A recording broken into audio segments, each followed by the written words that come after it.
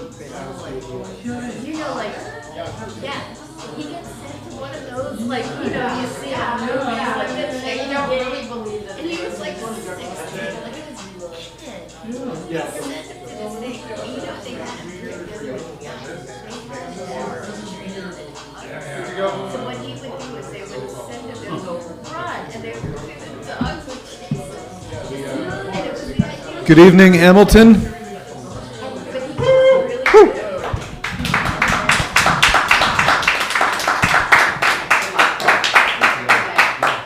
Specifically, good evening, Center for Talking Arts audience and anybody watching the live stream. A couple things. Firstly, thank you very much for your time to watch this particular endeavor. This is going to be an evening of Readers Theater, and my intro is going to be very brief. The idea of Readers Theater is that you can connect with an audience and with your fellow players directly off a page when you put your mind to it. If you have been a performer in any context, watching a good Readers Theater is sort of like having been in a really good rehearsal, and you get this feeling about how good it could be on stage.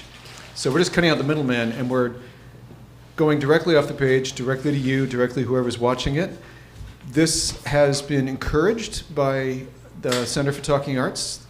I was asked if I wanted to fill some time, and I said this is exactly what I wanted, and they said this sounds great. So as always, I want to thank George and Dext and Jake for being receptive and for letting me do this. I'm going to do the usual encouragement of there is an open bar over there. Sorry, not open bar. There is it's not an open bar, okay? Strike that from the simulcast. There is a bar over there that for a jingle of coin will quite gladly give you some beer or other alcoholic beverages or non-alcoholic. And the material we're going to be performing tonight ranges from classic short stories, Edgar Allan Poe and F. Scott Fitzgerald. Some original work by myself and by Jen Frankel, and she is going to be pulling pieces from a play and from a screenplay. So we've got an array of material. It's going to be introduced by title, and we're going to go right into it. Just one more time. This is an exercise that's not done publicly very often, but I've always admired it, and I have spent years trying to sound cynical, but I have to lose it right now because I want to thank a theater teacher from a million years ago. In the 1980s, I went to a performing arts high school. So there was a teacher there named Paula Citron who took us through a fairly detailed exercise in Readers Theater, which a bunch of cool teenagers thought was ridiculous until we got on stage and we felt the click. And I never forgot that click, and I've always appreciated the form. So that's the end of my sentimentality. Thank you very much for being here. I'm going to walk off stage for a moment. I'm going to come back in, and we're going to start the first piece. There will be no intermission. This is going to be a relatively brief evening, and I encourage you all to enjoy it. Thank you.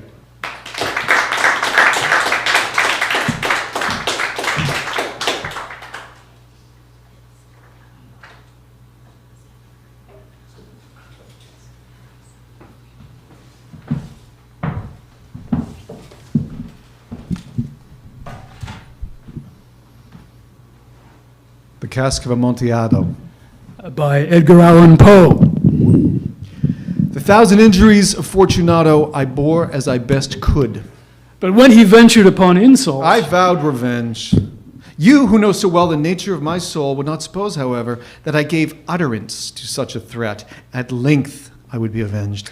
This was a point definitively settled by the very definitiveness with which it was resolved, precluded by the idea of risk. One must only punish, but punish with impunity. A wrong is unredressed when retribution overtakes its redresser. It is equally unredressed when the avenger fails to make himself felt as such to who has done the wrong.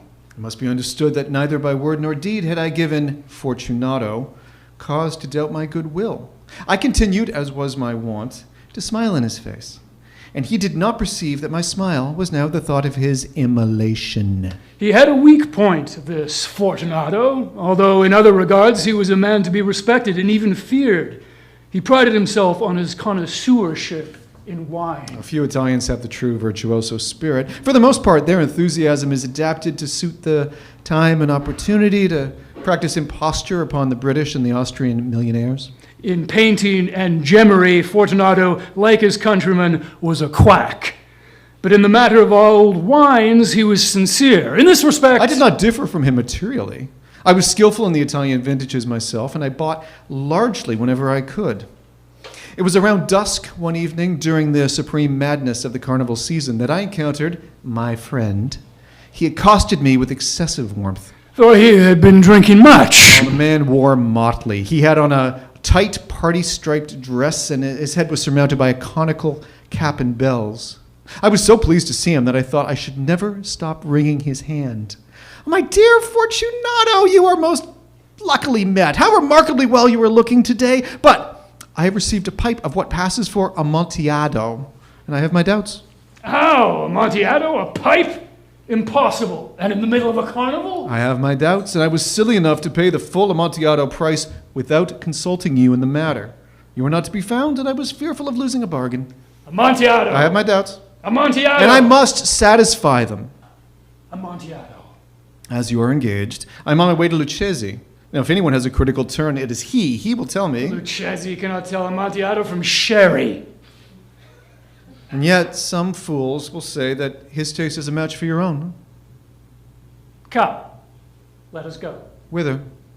To your vaults. Oh, my friend, no. I will not impose upon your good nature. I perceive you have an engagement, and Lucchesi... I have no engagement. Come. Oh, my friend, no. It is not the engagement, but the severe cold with which I perceive you are afflicted. The vaults are insufferably damp. They are encrusted with nitre. Let us go, nonetheless. The cold is merely nothing. Amontillado, you have been imposed upon, and as for Lucchesi, he cannot distinguish sherry from Amontillado. Thus speaking, Fortunato possessed himself of my arm, and putting on a mask of black silk and drawing a roquelaire closely around my person, I suffered him to hurry me back to my palazzo. There were no attendants at home. They had absconded to make merry in honor of the time. I had told them that I should not return until the morning, and had given them explicit orders not to stir from the house. These orders were sufficient, I well knew, to ensure their immediate disappearance, one and all, as soon as my back was turned. I took from their sconces 2 flambeaux,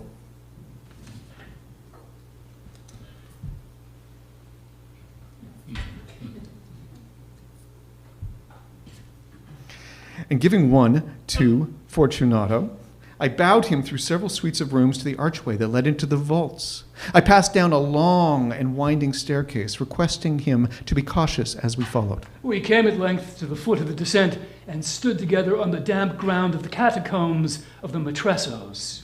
The gait of my friend was unsteady, and the bells upon his cap jingled as he strode. The pipe. Oh, it's further on, but observe the white webwork which gleams off these cavern walls. He turned towards me and looked into my eyes. With 2 filmy arms that distilled the rheum of intoxication. Nitre? Nitre, how long have you had that cough? My poor friend found it impossible to reply for several minutes. It is nothing. Oh, come, we will go back. Your health is precious. You are rich, respected, admired, beloved. You are happy, as I once was. You are a man to be missed, and for me it is no matter. We will go back. You will be ill. I cannot be responsible. Besides, there is Lucchesi. Enough. The cough is a mere nothing. It will not kill me. I shall not die of a cough. True. And indeed, I had no intention of alarming you unnecessarily. But you should use all proper caution. A draught of this Medoc, I think, will do us nicely and deliver us from the damps. Here, I knocked the neck off a bottle.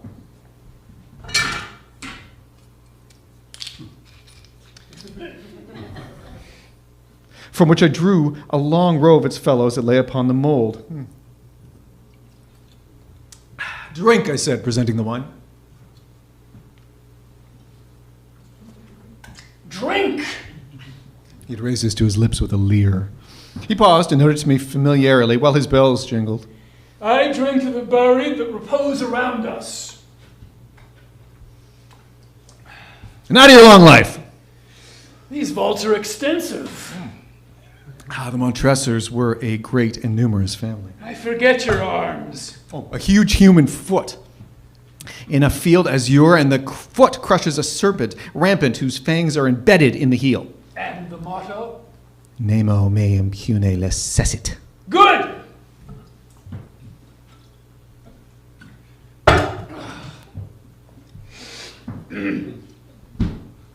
My own fancy grew warm with the Medoc.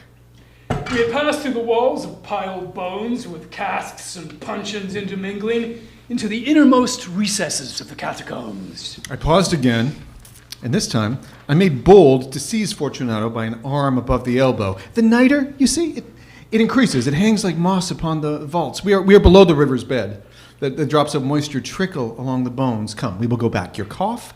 It is nothing. Let us go on. But first, another draft of the Medoc.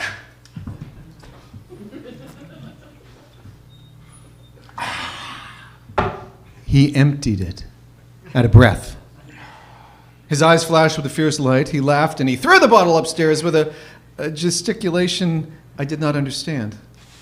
I looked at him in surprise. He repeated the movement, a grotesque one. You do not comprehend? Not I. Then you are not of the Brotherhood. How? You are not of the Masons. Yes, yes, yes, yes.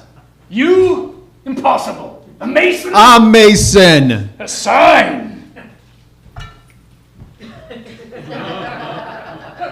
It is this, I answered, producing a trowel from beneath the robes of my reliquaire. You jest. But let us proceed to the Amontillado. Be it so, I said. Again offering my arm, he leaned upon it heavily.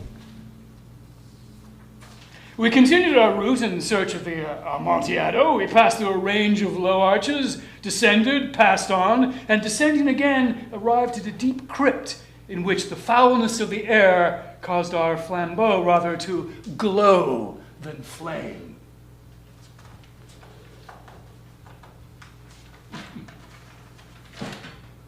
At the remote end of the crypt, there appeared another less spacious. Its walls had been lined with human remains, piled to the vault, overhead in the fashion of the great catacombs of Paris. 3 sides of the interior crypt were still ornamented in this manner. From the fourth, the bones had been thrown down and lay promiscuously upon the earth, forming at one point a mound of some size, within the wall thus exposed. By the displacing of the bones, we perceived a still interior recess in depth about 4 feet, in width 3, in height possibly 6 or 7. It seemed to have been constructed for no special use within itself, but formed merely the interval between the 2 of the colossal supports of the roof of the catacombs, and was backed by one of their circumscribing walls of solid granite. It was in vain that Fortunato, uplifting his dull torch, endeavored to pry into the depths of the recess. Its termination, the feeble light, did not enable us to see. Proceed! Herein is the Amontillado. As for Lucchesi? He's an ignoramus! Interrupted my friend as he stepped unsteadily forward, while I followed immediately his heels. In an instant, he'd reached the extremity of the niche. And finding his progress arrested by the rock, stood stupidly, bewildered. A moment more, and I'd fettered him to the granite. In its surface were 2 iron staples, distinct from each other around 2 feet horizontally. From one of these depended a short chain, from the other a padlock. Throwing the chains around his waist, it was but the work of a few seconds to secure it. He was much too astounded to resist, and withdrawing the key, I stepped back from the recess. Pass your hand, I said, over the wall. You cannot help but feeling the damp. Indeed, it is very damp. And once more, I must implore you to return. No? Oh, then I will positively leave you. But first, I must render you all of the little attentions in my power. The Amontillado? True, the Amontillado. And as I said these words, I busied myself among the pile of bones, of which I've before spoken, and throwing them aside, I uncovered a quantity of building stone and mortar. With these materials, and with the aid of my trowel, I began vigorously to wall up the entrance of that niche. I had scarcely laid the first tier of the masonry when I discovered that the intoxication of Fortunato had in a great measure worn off. The earliest indication I had of this was a low moaning cry from the depth of the recess. It was not the cry of the drunken man. And then there was a long and obstinate silence. I laid the second tier, and the third, and the fourth, and then I heard the furious vibrations of the chain. The noise lasted for several minutes, during which I might hearken to it with more satisfaction. I ceased my labors, and I sat down upon the bones. And when at last the clanking subsided, I resumed the trowel, and I finished without interruption the fifth, the sixth, and the seventh tier. The wall was now nearly above the level of my breast, and I again paused, and, holding the flambeau over the mason work, threw a few feeble rays upon the figure within. A succession of loud and shrill screams burst suddenly from the throat of the chained form. It was now midnight, and my task was drawing to a close. I had completed the 8th, the 9th, and the 10th tier. I had finished a portion of the last and the 11th. But there remained a single stone to be fitted and plastered in. I struggled with its weight. I placed it partially in its designated position.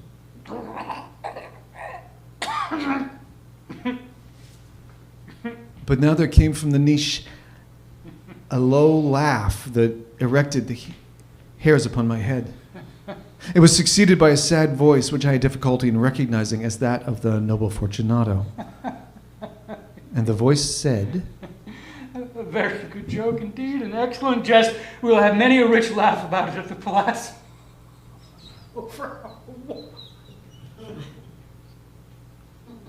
the Amontillado. Yes, the Amontillado. But is it not getting late? Will not they be waiting for us at the Palazzo, the Lady Fortunato and the rest?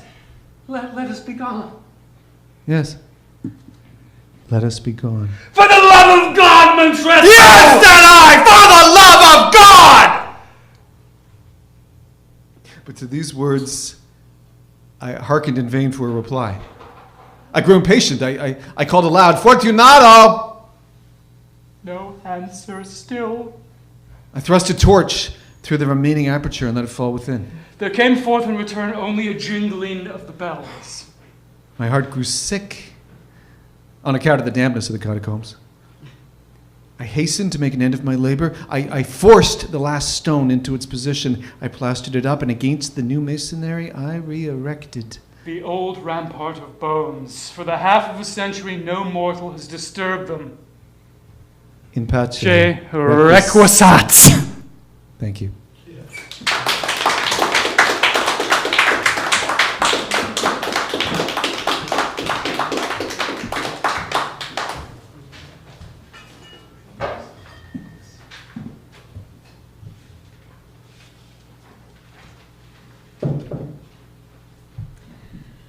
Hello, everyone.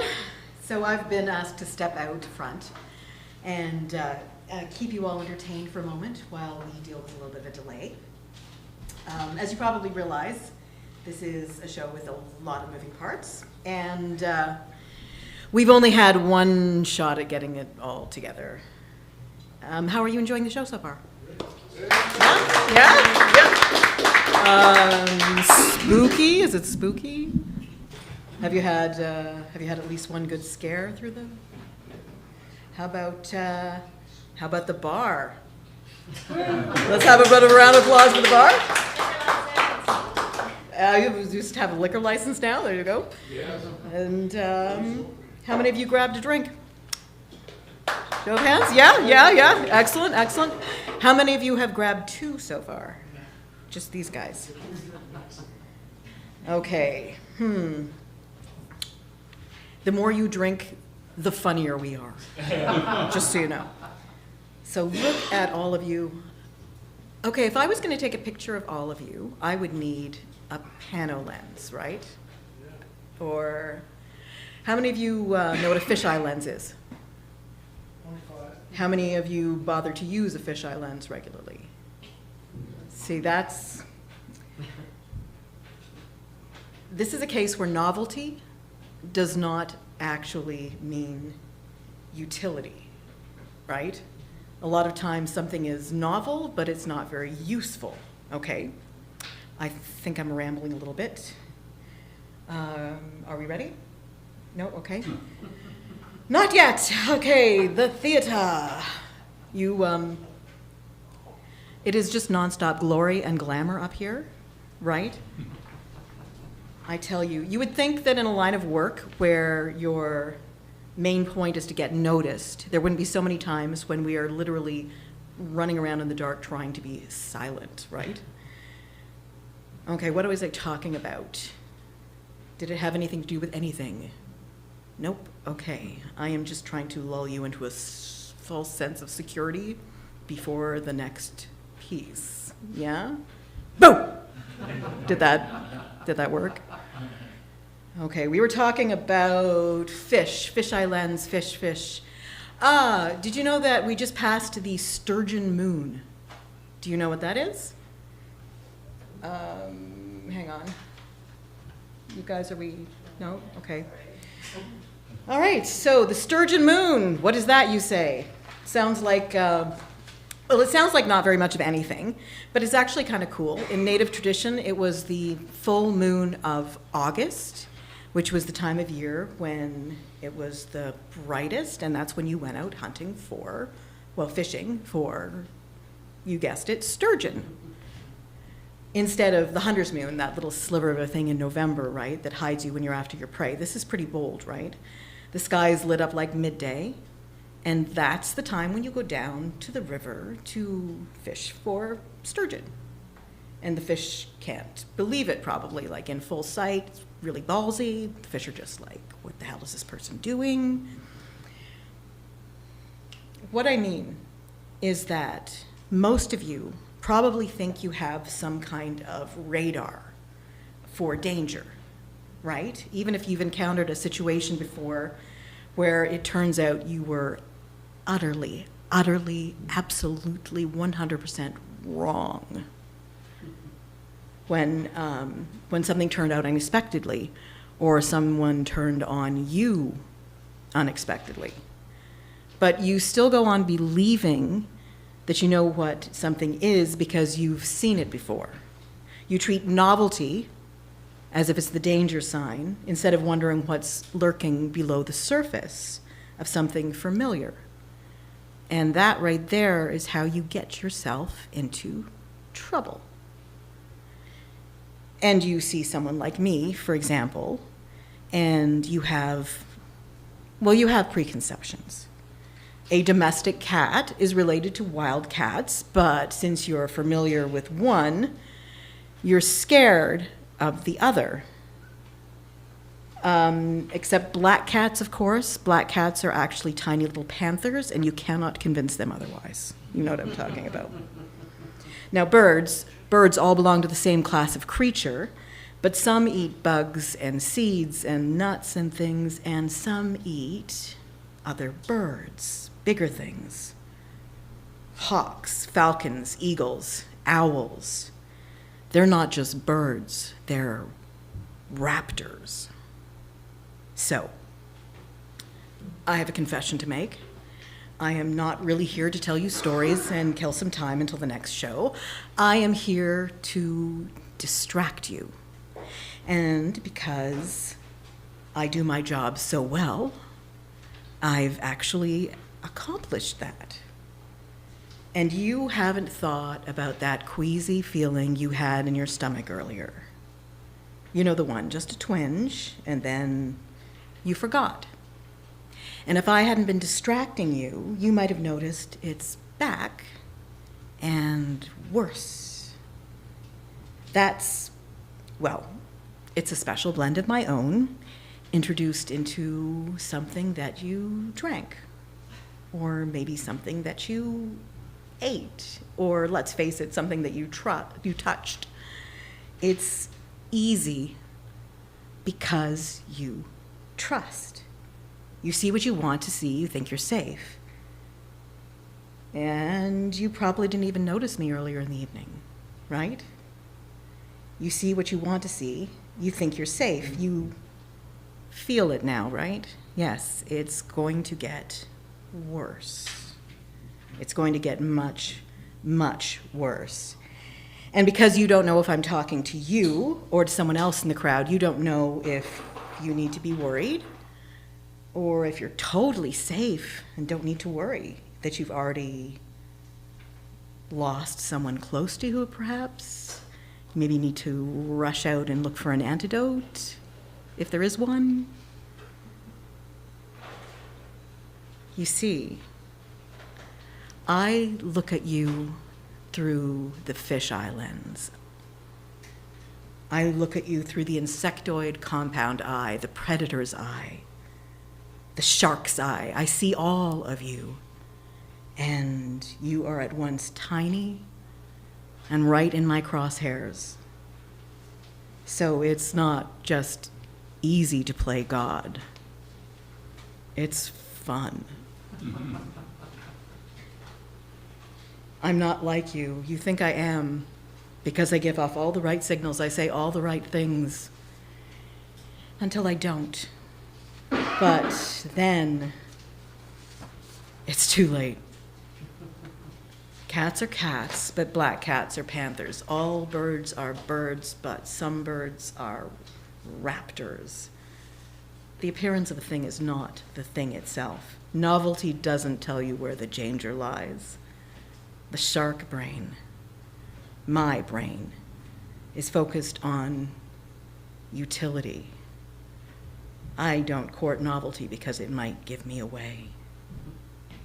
Why do I do it? Because I can. Because I want to. Because you are prey.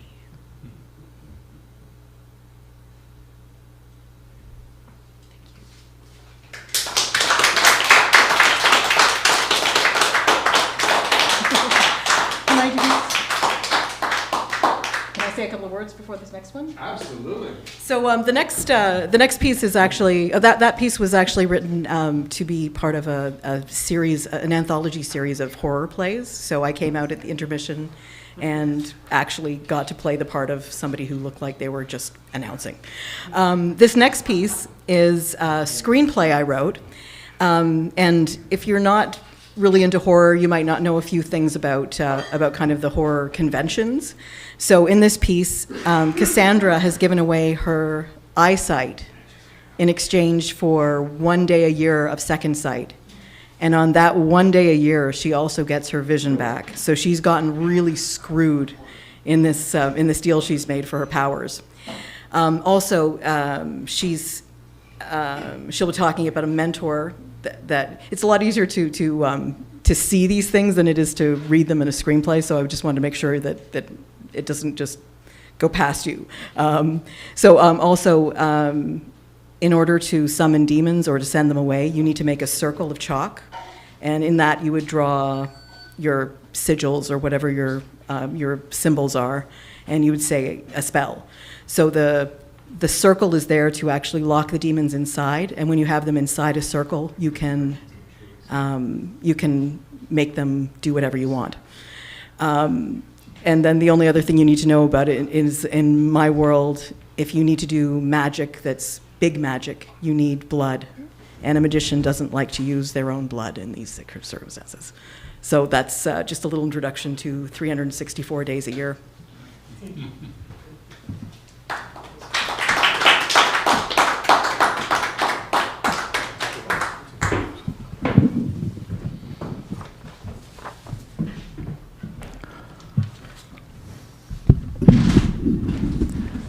Flashback.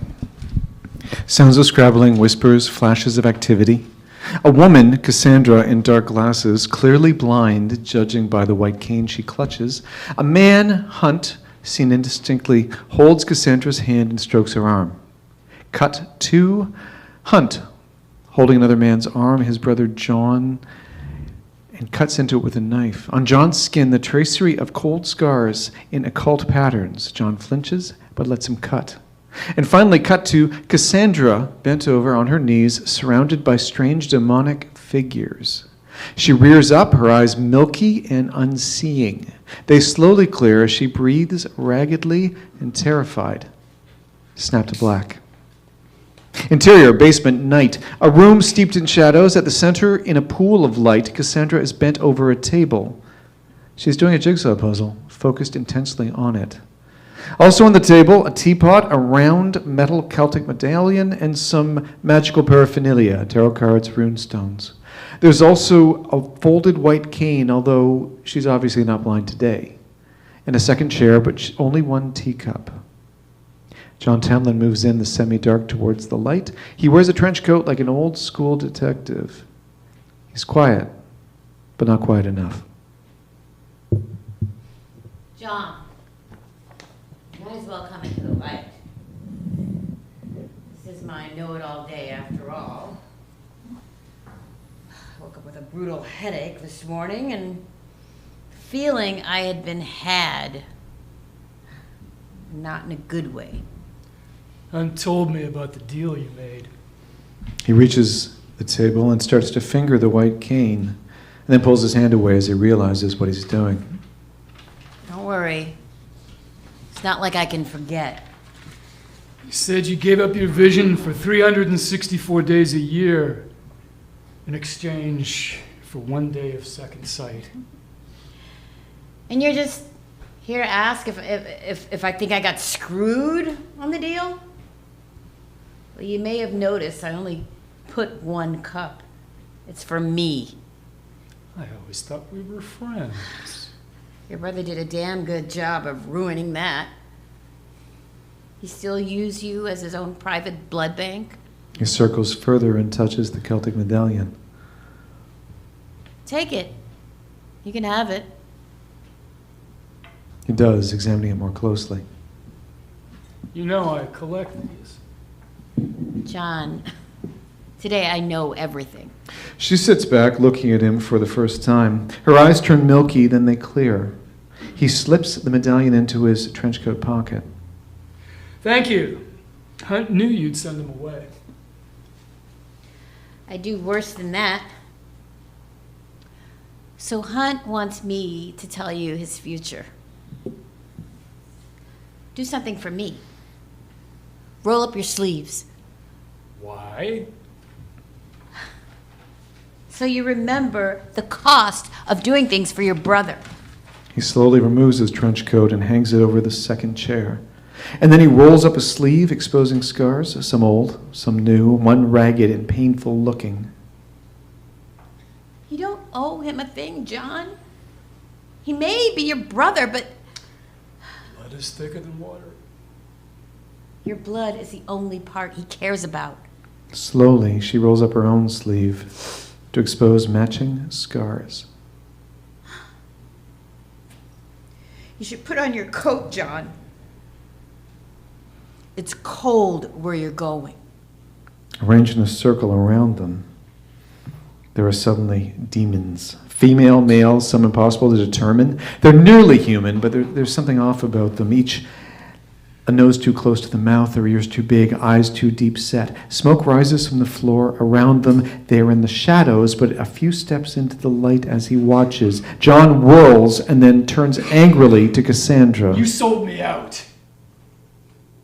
The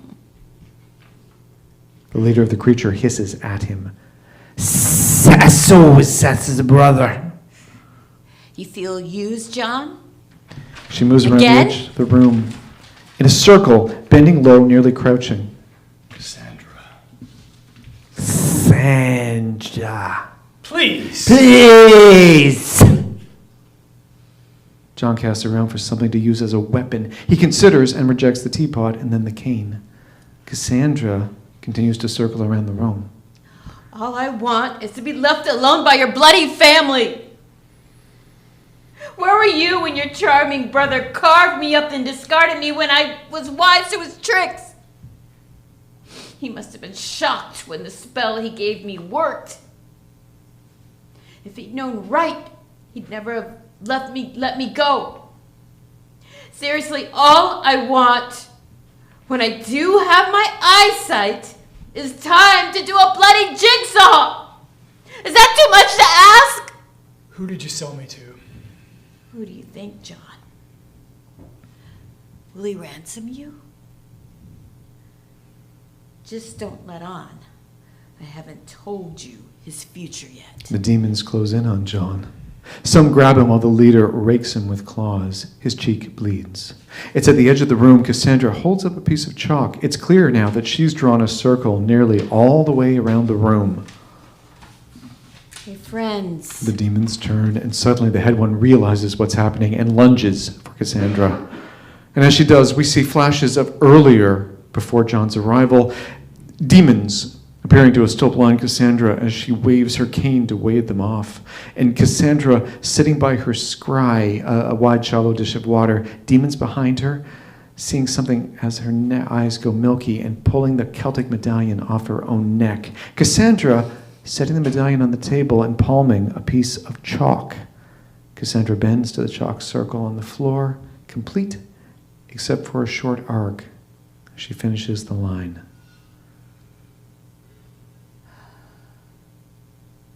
You are dismissed! There is smoke and howling, and the demons are gone. In the center of the circle, John stands wavering in shock. He braces himself against the same force that dispersed the demons, but just as suddenly as it began, that pressure is gone. Cassandra runs to him and throws herself into his arms. They clutch at each other in terrified relief. Sorry. I'm so sorry. How did I? The medallion. Iron to anchor you. He takes the medallion out of his coat pocket. She moves back towards the table, disengaging awkwardly. You saved my life. Yeah, well. She sits, looks the jigsaw over. Thank you. Sit. She takes a second teacup out of her pocket. I don't want to take up any more of your time. Another way you're not like Hunt. I may even get around to telling you what he wants. Those 364 days start again pretty soon. Not as soon as you think. This time around the sun, I get an extra 24 hours for fun and frivolity. And maybe even a reading for you. The curse? Blindness for 364 days a year. And this is a leap year. Over the fade out, John sits, looks at the puzzle while she pours him tea. You don't do the edges first? Too easy. I also eat my pizza crust that way. Ah, well, now that I can respect. I'm so glad to hear that. Why don't you start on the sky? It's all blue. Every single piece. Yeah. I could do those blind. Fade to black.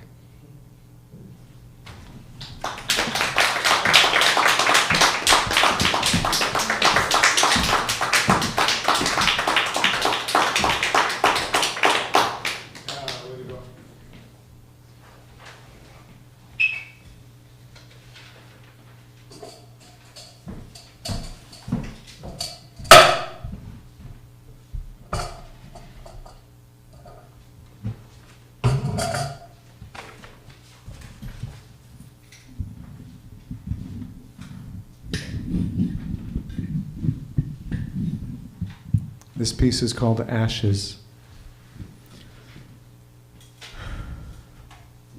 Look over there. Pete is going to sit in the booth across from the ATM. He's going to order roast beef and a Kaiser with a beer. I'll bring it over, and he's ask how he's doing. He's going to say that he can't complain, and that's it. He mostly leaves a pretty good tip. Pete used to be one of the go-to guys at McBride's warehouse and his other activities, you know, probably nothing too heavy, collecting some debts, making a scene now and then. Pete kept an apartment on top of an old auto shop right next to McBride's house. It kept him close and handy. McBride always wanted to be your pal. He insisted that you call him Bridie since all of his friends did. Bridie runs a legit supply business these days, and he's done a lot for me since I inherited this place. There used to be stories about how your power might go out or your windows might get broken if you didn't buy your supplies from Bridie, but that never hit me. We both went to St. Joseph's back in the day, so I get the envelope and the big bottle of Jameson every Christmas for old time's sake. If you are gonna bitch about Bridie, there's the door, pal. Now Pete went to St. Joseph's too, but he didn't like school. He tried to be a mechanic. He hated working for anybody but himself. And Bridie likes to do favors. And he likes to collect on them too. So he gave Pete jobs here and there, carrying something quietly or, picking something up without asking too many questions. And since he lived right next door, he could hand Pete some stuff, if anybody whispered, the search warrant is on its way. And there were a few of those. But Bridie, would give the cops a lot of noise about, how he's just a small business owner. And he emptied his pockets to get that senior home on Paisley Road fixed. And his wife volunteers at the church, and, you get it? Bridie was smooth with it, and Pete was the invisible next-door buddy. Made things a lot easier. Pete, had a half-dead 1974 Mustang. He worked on it most of the time. And the bar was open all hours at Pete's place. And that is not my business, but it sure as hell was Bridie's. And when Pete got pulled over on a DUI working one of Bridie's errands over onto Windsor, the cops did not find anything, but it was too close for Bridie's liking. So he and Pete had the talk, and pretty soon Pete's, he's more of a watcher and a holder than a carrier. And Bridie had 5 kids. They're all under 10 years old. And this went down on a Sunday when his wife was doing her volunteer bit at the church. Bridie had put his kids in the backyard behind a fence, mind you. When he ran in and out of the house, taking calls at that big desk of his. But kids are kids, right? And Bridie's daughter, I think she was 4 or so, she found a hole in the fence, and she ran onto that laneway between his and Pete's place, probably to pick up a ball or something. And Pete was reversing down the lane, probably buzzed and smoking the tires, because that's what you do with a 74 Mustang, and he never saw the kid. He probably just heard the thump under his back bumper and then the bump under his seat before hitting the brakes. Bridie hit that too. And he ran out of the house to see his kid, face down and bleeding every place. He tried to pick her up, but she was too slippery from all that blood, and he just sat beside her, staring at Pete. Pete just sat in his car, probably thinking, oh, sweet Jesus, I've done it now. So he smokes the tires again. He makes it to the highway. He found a hotel outside of Brantford. He got a room, put the chain on the door, and praying that nobody saw him. I'm surprised they didn't find him swinging on the end of his belt. And yeah, Bridie was connected, but it's not like a movie, this isn't The Godfather or The Sopranos or anything like that. It's just that Bridie might know somebody who works at a bank and can check out the credit card so maybe he can see where Pete used his. And Bridie knows people at all these restaurants and motels he supplies. Maybe somebody can walk up and down the parking lots and read the license plates. So the next morning, Pete gets the knock. And it's old Harold Parker there, with 2 bags of, 2 cups of coffee and a bag of donuts, if I know Harold. He's Bridie's lawyer. More than that, he's Bridie's guy. He's the guy you talk to when Bridie's busy but wants to play nice. Harold's got an office in Hamilton. He's got a summer place on the water in Port Colborne. Bridie does business with the guys up at his house, and Harold charms their wives and gives pony rides to the kids on the beach. He's a stand-up guy. He's been around 65 years old for the last 30 years or so. Pete lets him in. What's he going to do? And Harold told him what was happening next. Pete had to surrender to the cops and admit that it was a horrible accident, non-negotiable. But Harold was going to be there to keep him out of jail, all on Bridie's dime. And more importantly, Harold told Pete that Bridie's not out for blood. Now, of course, there are conditions. Harold drove Pete back to Hamilton and somehow squared it with the cops just enough to keep him out of jail, all under Harold's supervision, of course. And Pete had to go to the funeral with his hair combed, wearing a suit, all respectful, and when it was over, he was going to get the talk from Bridie again. This time it was going to be a long one. The funeral was about as bad as you'd think. Bridie's daughter had been cremated, which I don't think the church liked much, but what are they going to say? And her ashes, just in a plain urn kept at the top of the church. Bridie sat at that table, staring at his hands, like they had turned to rotting flesh. Because he had claimed a lot of IOUs over the years. Maybe 1/3 of those mourners were there simply because they were too scared to skip it. And when they walked past him and they offered condolences, Bridie looked desperate to rip up all those IOUs as fast as he could. I got a few minutes with Bridie, and I told him how sorry I was, and he whispered something about, how it meant a lot to him that I was there, and if I had any unfinished business with him, it was going to stay unfinished. He did not want a penny or a favor from me, not now, not ever. And he also asked me to stay after the service and to help Harold keep an eye on Pete. I wasn't going to refuse him anything.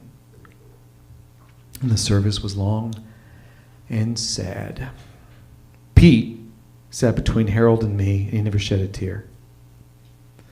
So when it was over, and the church was empty, I brought Pete a chair, and so he and Bridie could sit, face to face at a little table with that urn full of ashes between them. Pete spoke first. He said, "Whatever you're going to do, I deserve it," in a very small voice. And Bridie spoke very slowly. He said, "Oh, this is me, not you. God hates me, not you. Something I did must have been bad enough that God killed me for my sins. It took it out on her. I'm not going to hide from that. I'm a man. I'll pay it back. I hate you, but God hates me more. So I'm out of the business. I am taking everything I have. I'm giving it to the church or the hospital or anybody I have done wrong to. And if I don't go to hell, I want to be a man that my daughter deserves if I don't see her ever again."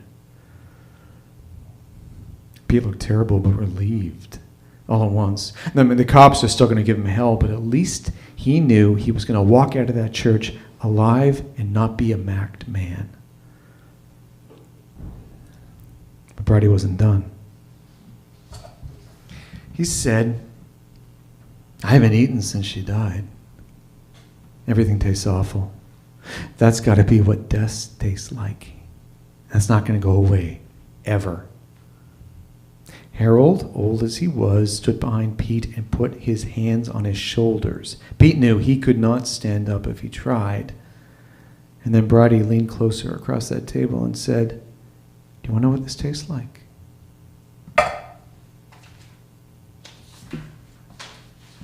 He reached into the urn, and he scooped up some ashes between two fingers, and he opened his mouth.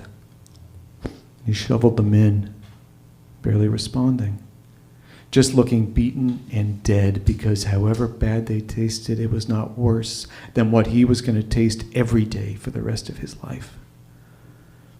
Now, Pete had been pretty solid up till then, but the ashes were too much, and he tried getting out of that chair. Harold leaned down hard, and I moved into the table to make sure that Pete would not get very far if he tried anything. And then Bridie leaned forward, and he slapped Pete's cheeks, and Pete gasped in shock, and Bridie leaned forward and shoved his open mouth onto Pete's open mouth. And he held tight with their lips together and letting the spit and the ashes slide between them, and he did not let go. It was a very long kiss, if that's the name for it. Eventually they separated. And then Pete and Bridie just stared at each other. Eventually, Harold took his hands off Pete's shoulders and he gave me the nod. And we went outside, leaving Pete and Bridie alone there under the gaze of Christ crucified on the wall behind them.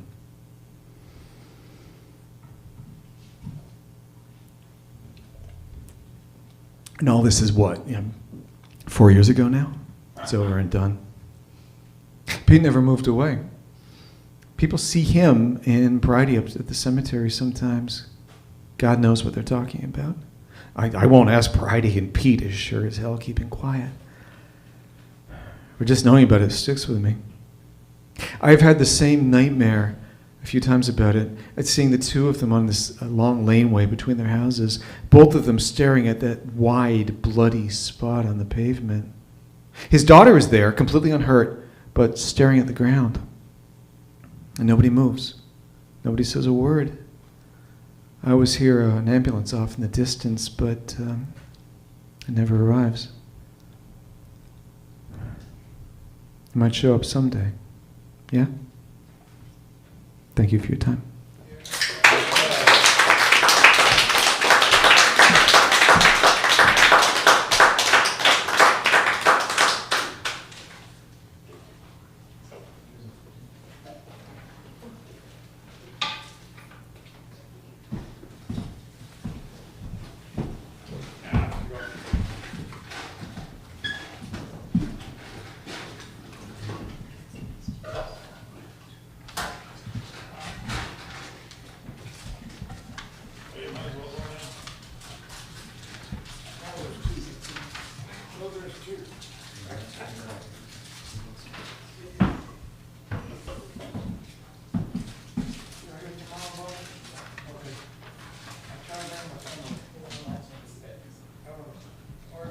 Over here?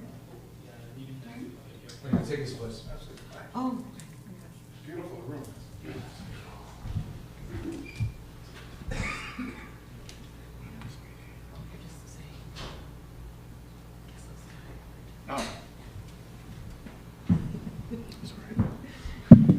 Kiss Love Sky, written by Jennifer Venner and Jen Frankel, directed by Kim Keitel. Oh, it doesn't matter. That doesn't matter? Okay. And here it is.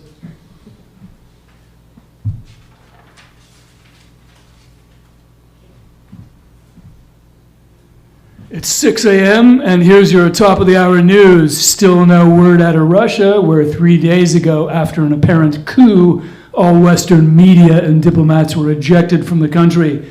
Vladimir Putin has not made any statement, and speculation is rife that the longtime dictator has been deposed or even assassinated. Local news and weather coming up. Also the news.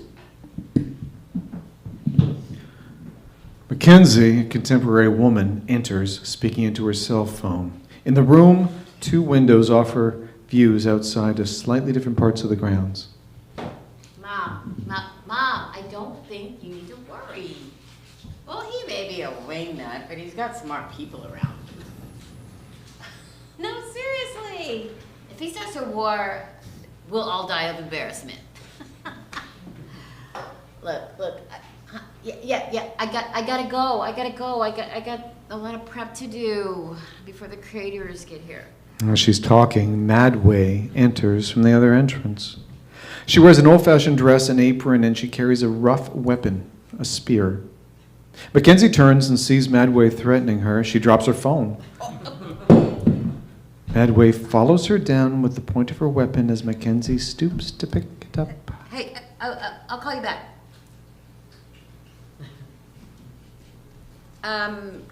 Could you just put that down and get that out of my face? If you're here for the wedding, you're early. God, this must be some kind of pioneer theme. Nobody told me. Okay, seriously, can you just drop the weapon and the axe? I don't have time for this. You drop it. Okay. I'm just, it's just my lunch. She carefully opens the back and takes out an apple. What's that?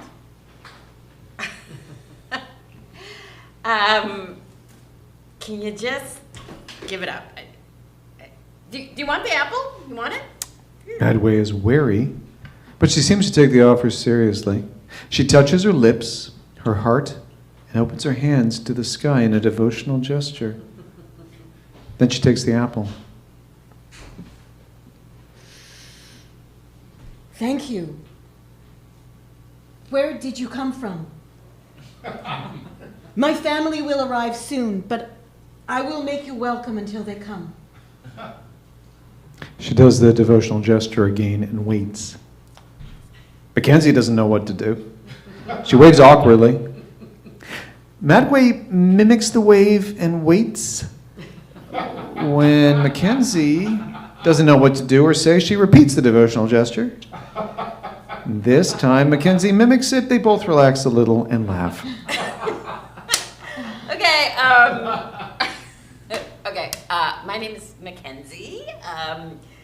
We do have an event today in a little while. If you are not a part of the event, do you want me to call somebody? Do you need help? Or...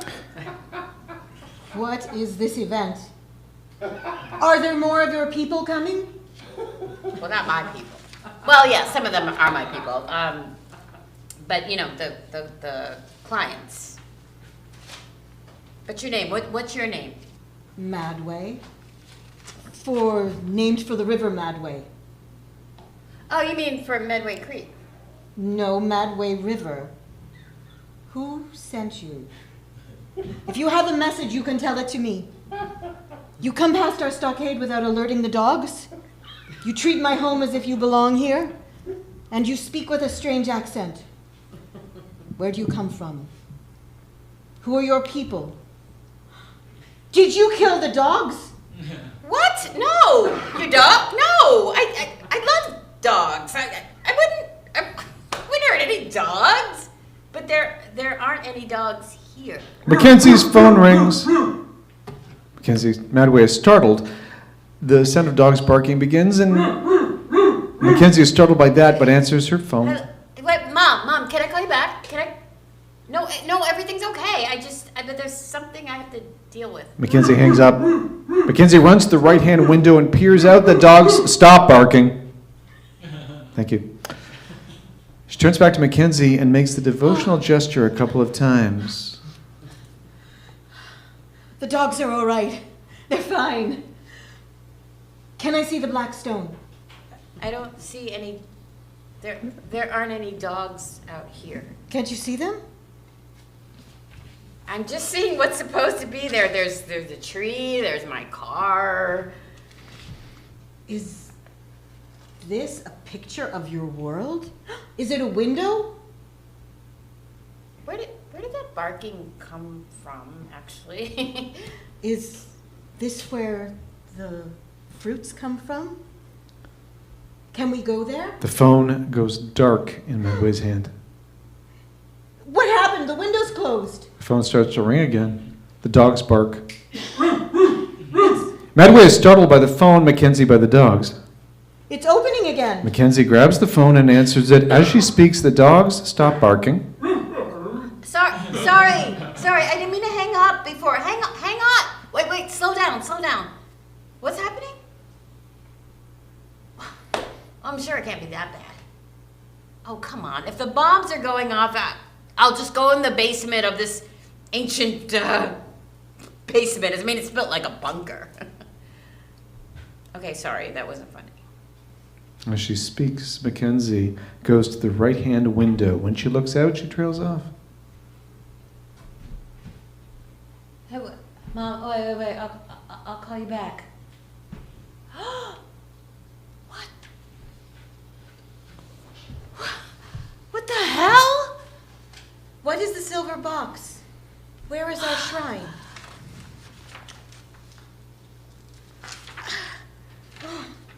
What?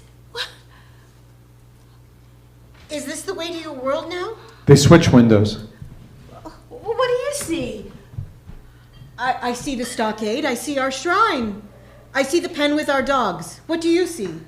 I see the driveway in my car, and I see the gazebo where we hold weddings, and I see the carriage house.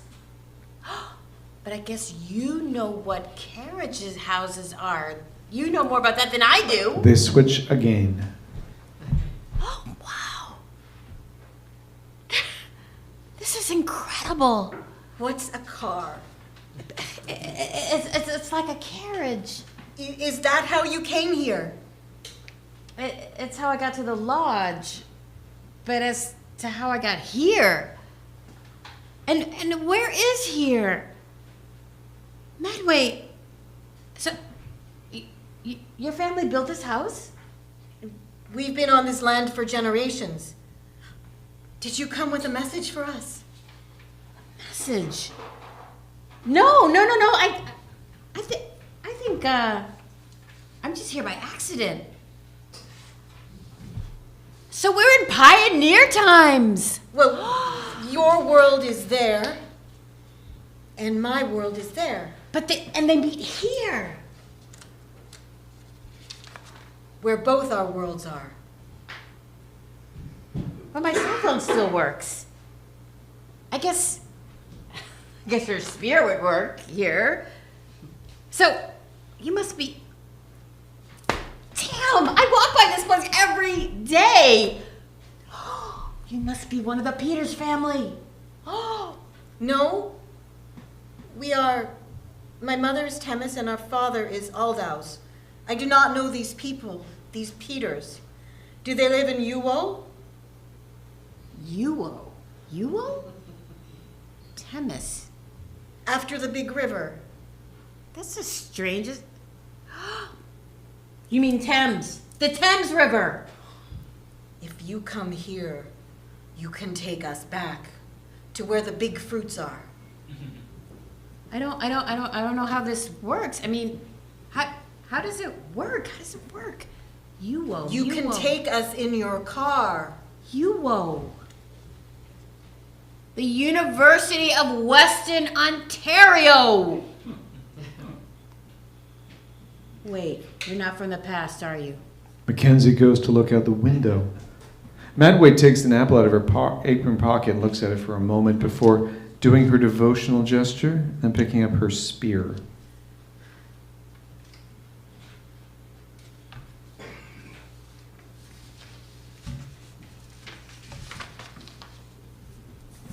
You will take us to your world. Through the window or in your car. As soon as my people can return, we can leave. I'm sorry, Ma. You said your name was Mackenzie. No, Mackenzie. No, Mackenzie Kozlowski. Madway automatically does her gesture with one hand. Why do you keep doing that? You said it! So what? The name of my people. Kislev Sky. She repeats the gesture, showing how the actions match the words. Kiss, lips, love, heart, sky, hand to heaven. No, that's my family name. Kivslovsky. Kislev Sky. If you are Kislev Sky, then you will know what this is. She pulls out a symbol on a string around her neck. It's the logo off a car. Mackenzie recognizes it and points towards the window. To Madway, it's towards the shine. To Mackenzie, she's pointing at her car. That came from here. This is a relic from where our shrine stands today. No, it came off my car. How did you... So, the reason you have beautiful fruits is because you came from the garden. You mean all of those flowers is my car? You're from the time before. You're not from the past. I am. I was wrong. You didn't come with a message for me. I am the messenger. Mackenzie's phone starts ringing. I should get this. I understand why your stone keeps making noise. This is the day when the garden turns to ashes. Mom, I'm sorry. There's been... They did? They're in the air? Does that mean... I love you, Mom. Look. Wait. You know me. I know you. We're good in crisis, right? Kozlovskis are survivors. The lights go out. And Hello? they come back on. Hello, Mom? Her phone is dead. She looks at Madway. Madway does the devotional gesture. Kiss, love, sky. A siren starts to wail, the dogs bark. Mackenzie goes to the left window and looks up at the sky, and Madway comes and puts her hand on Mackenzie's shoulder. Blackout.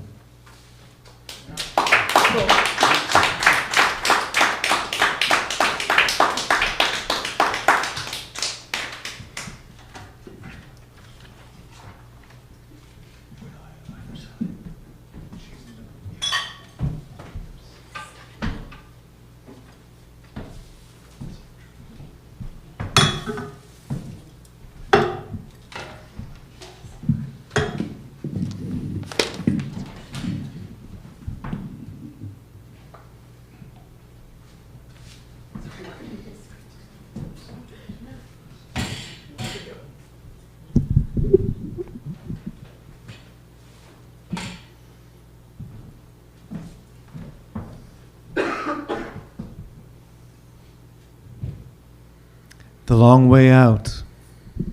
F. Scott Fitzgerald.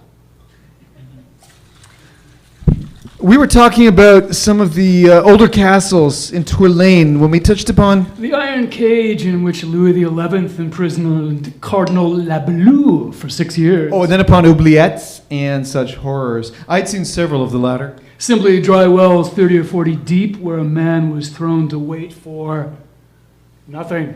Since I have such a tendency for claustrophobia that a Pullman berth is a certain nightmare, this made a lasting impression. So, it was rather a relief when a doctor told this story. That is, it was a relief when it began. For it seemed to have nothing to do with the tortures long ago. There was a young woman named Mrs. King who was very happy with her husband. They were well-to-do and deeply in love. But at the birth of her second child, she went into a long coma and emerged with a dear case of schizophrenia, or split personality.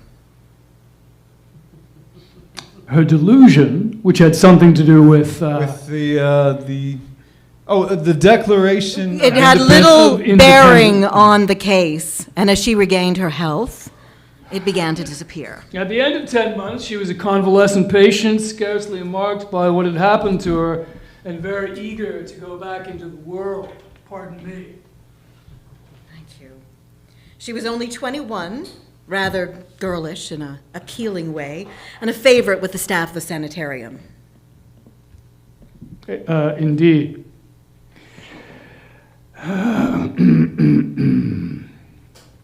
When she became well enough so that she could take an experimental trip with her husband, there was a general interest in the venture.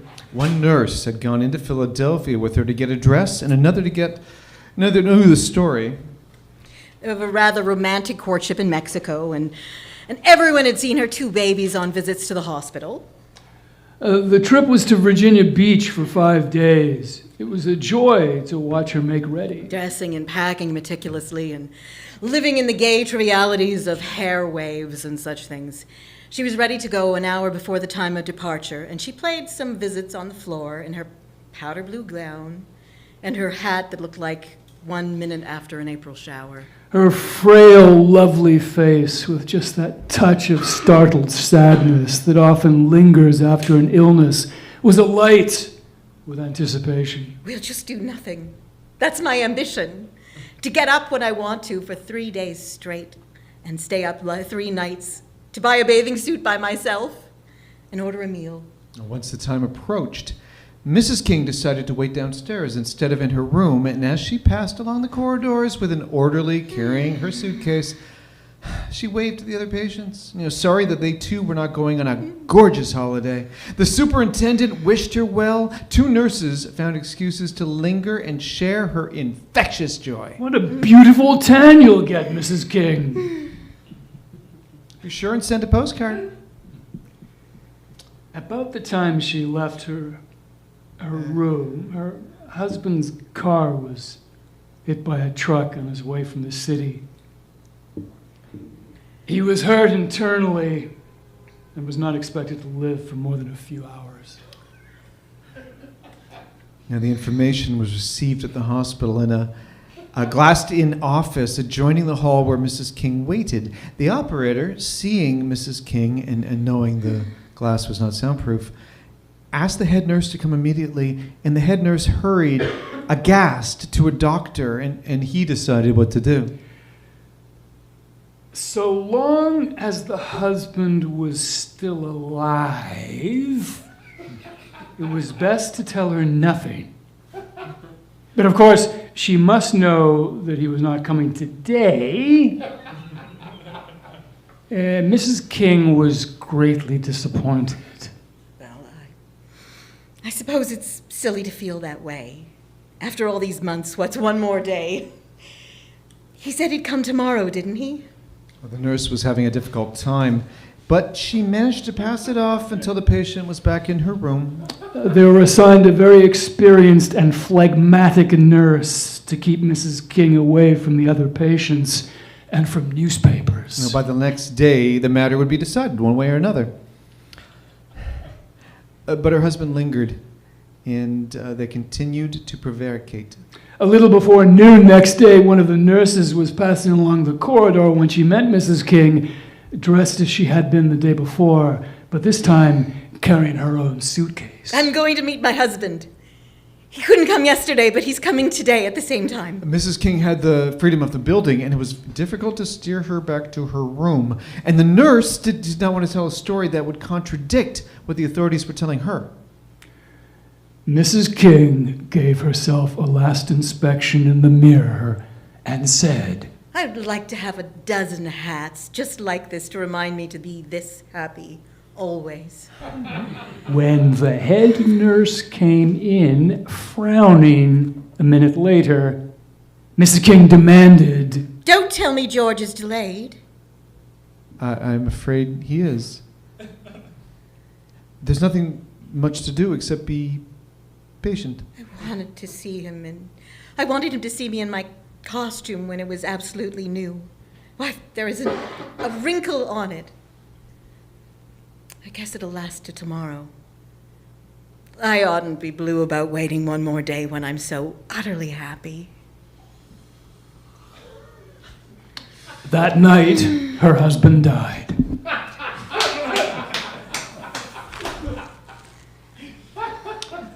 At a conference of doctors the next morning, there was some discussion about what to do. It was a risk to tell her and a risk to keep it from her. It was decided finally to say that Mrs. King had been called away and thus destroy her hope of an immediate meeting. When she was reconciled to this, they could tell her the truth. As the doctors came out of the conference, one of them pointed Down the corridor towards the outer hall walked Mrs. King, carrying her suitcase. Dr. Peary, who had been in special charge of Mrs. King, caught his breath. This is awful. I think perhaps I'd better tell her now. There's no use saying he's away when she usually hears from him twice a week. And if we say he's sick, she'll want to go to him. Anybody else like the job?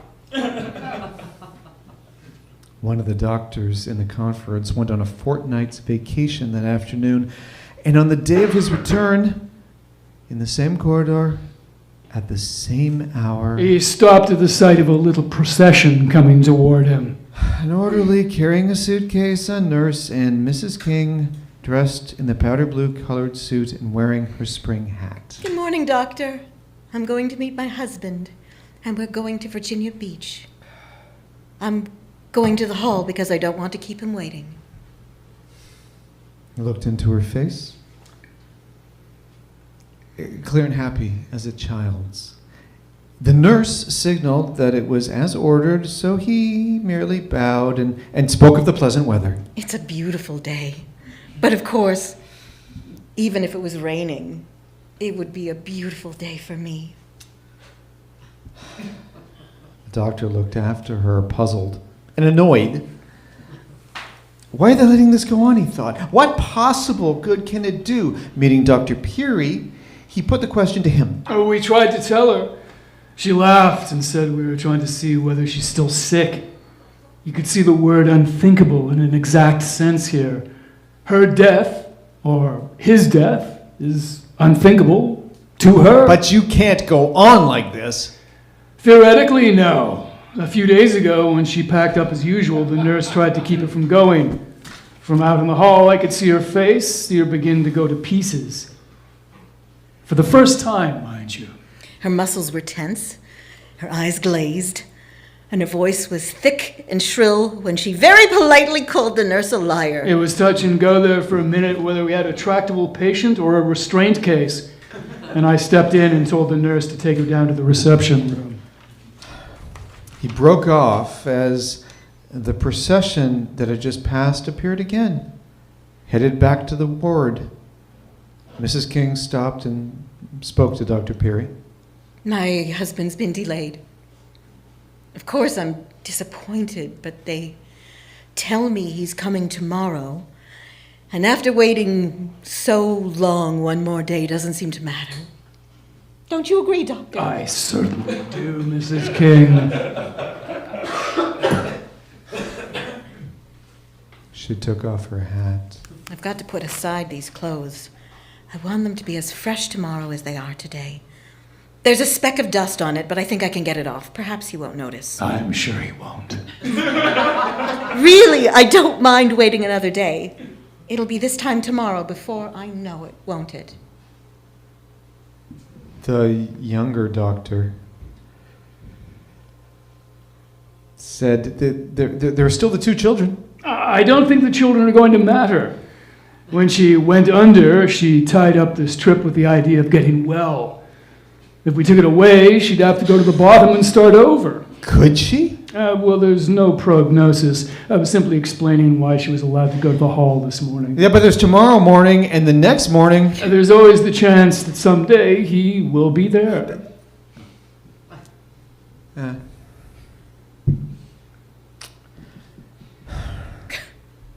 The doctor ended his story here, rather abruptly. When we pressed him to tell what happened, he protested the rest was anticlimax. And that all sympathy eventually wears out, and that finally the staff of the sanitarium simply had to accept that fact. Does she still go to meet her husband? Well, it's always the same. But the other patients, except the new ones, barely look up when she passes along the hall. The nurses manage to substitute a new hat every year or so, but she still wears the same suit. She's always a little disappointed, but she makes the best of it very sweetly, too. It's not an unhappy life, as far as we know. And in some funny way, it seems to set an example of tranquility to the other patients. Oh, for God's sake, let's talk about something else. Let's go back to oubliettes.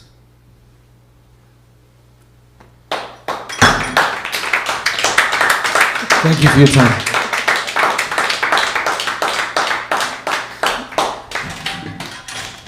And with that, we come to an end of the evening.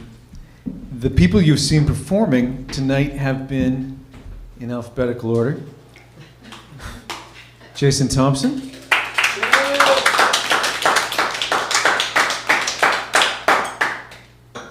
Jen Frankel,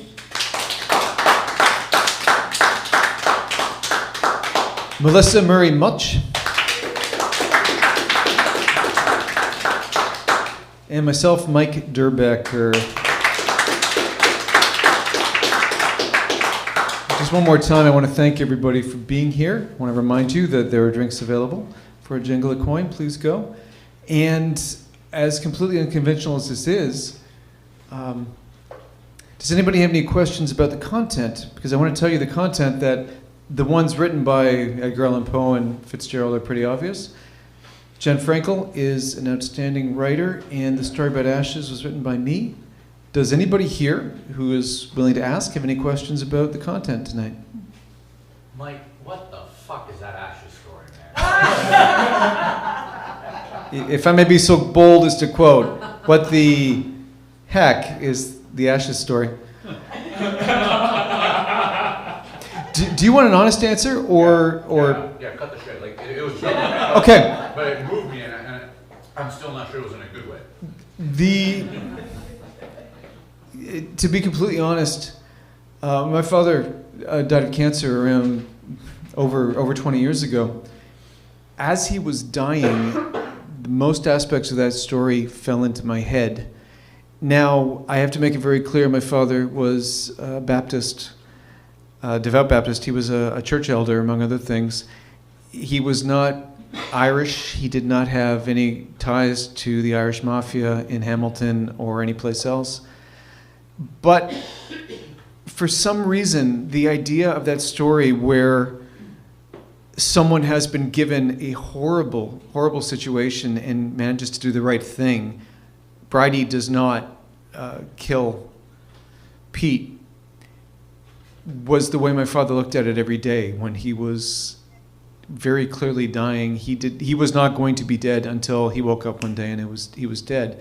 There was always an issue of faith in religious terms, How it got reinvented to Irish Catholicism, I'm not sure. And I don't mean it disrespectfully. What I can tell you is that at around the same time, I was taking off to visit a friend of mine in Guelph. I actually had two different friends in Guelph at two different times. One was Scottish and one was Portuguese.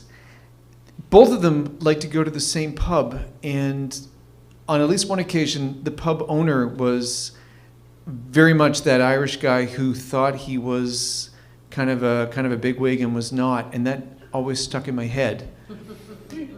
And as weird as it sounds, the character of the lawyer, Harold Parker was my great-grandfather. He was a businessman, he wasn't a lawyer. But when I put the character together, it had to be him. He was a tall guy, he was very accomplished, he could be charming. He is the type of guy who would charm his business partners' wives, and I'm pretty sure he would have taken kids on a pony ride on the beach in Port Colborne, where my family, my mother's family, came from. So it has nothing to do with reality, but it has to do with reality. And the ashes, this is going to sound melodramatic. It came to me in a dream. The idea, you want to see how bad things get? Here you go. When you watch somebody, forgive me, if you watch somebody dying, it does not get worse than that. And at the end of it, you can still respect what they wanted. You can still respect their beliefs. So, as weird as it sounds, I want to dedicate that story to my father, who does not have anything to do with the characters in it, but every sentiment of it relates to him. I wrote that almost 25 years ago and never forgot it. I have just tweaked it a bit to be more about Hamilton since I've moved here than Toronto. So that's my very long answer.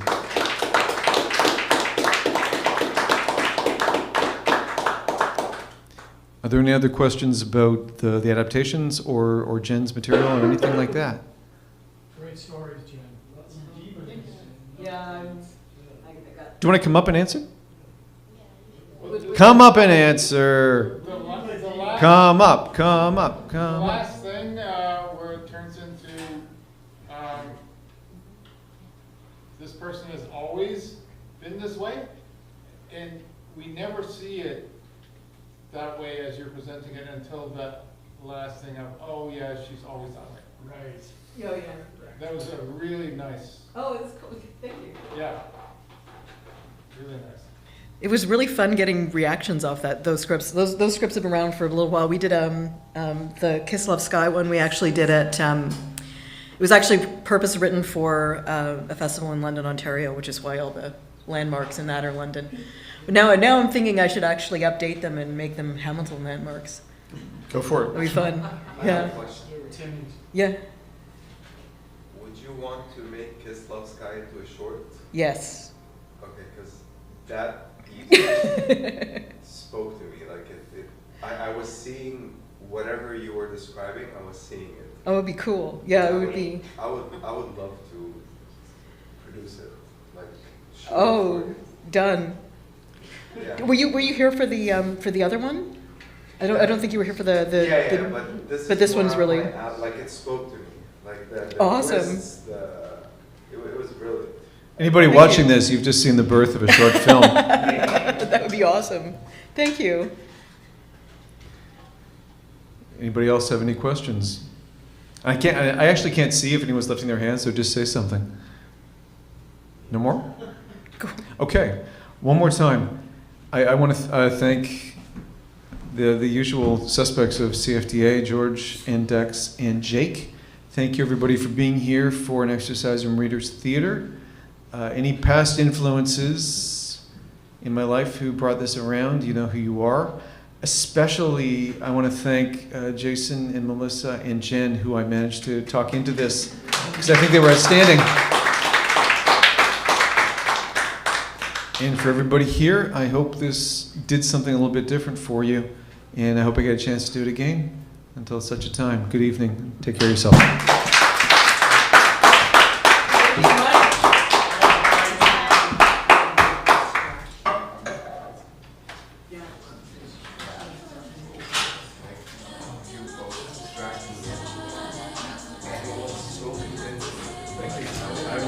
I was getting into that.